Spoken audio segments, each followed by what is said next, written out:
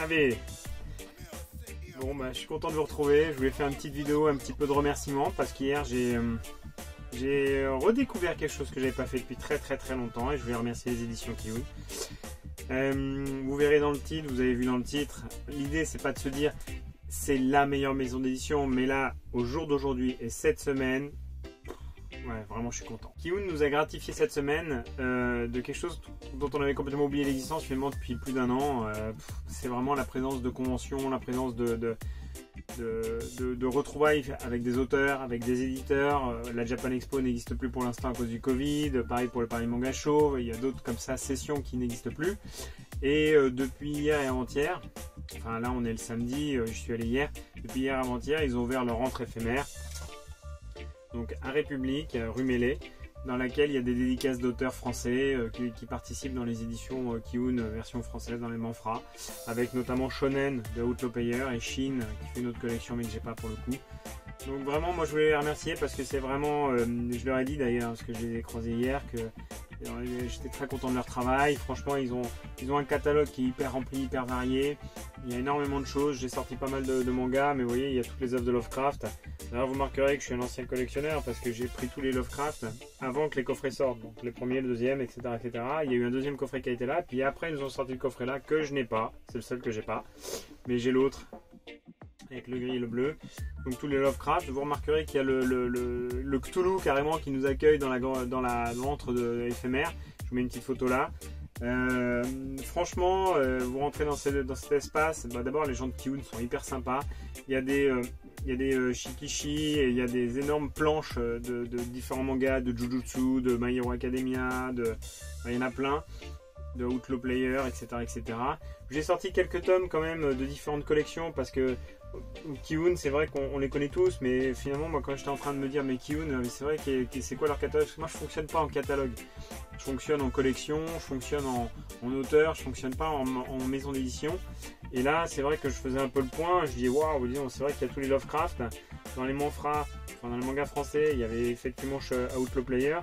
Outlaw Player d'ailleurs celui qui est en dédicace là actuellement, Shonen, l'auteur, m'a fait une petite dédicace. Voilà, c'est mon petit trésor. Donc je vous le montre.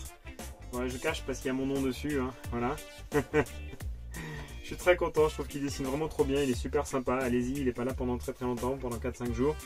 Il y a leur nouvelle webtoon Bâtard avec leur nouvelle édition verte. Il faut savoir que le changement de logo de Kiun, l'ancien logo et le nouveau logo, alors moi je préférais l'ancien mais c'est un point de vue très personnel, néanmoins le nouveau logo a quand même cet avantage de pouvoir différencier directement les différentes sessions, c'est-à-dire shonen, seinen, shoujo, toon, etc., ce que ne faisait pas l'ancien logo.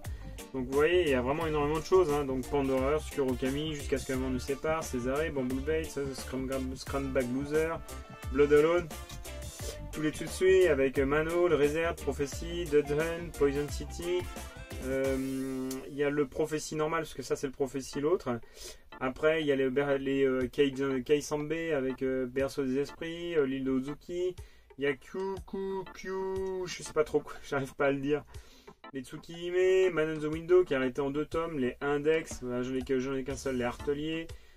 Dans les nouveaux, actuellement, il y a celui qui vient de sortir, les Rakai de l'autre monde, les Last Hero Inuyashiki, bon ça s'est terminé en 10 tomes avec Gigante du même auteur de Hiroyaku. Un truc que j'attends avec beaucoup d'impatience, c'est Urgir la suite, le même auteur que Black Torch, bon j'ai le coffret mais je ne l'ai pas sorti pour le coup. My Hero Academia bien entendu, Jujutsu Kaisen, sachant que le 9 il est disponible à l'entre. Hein.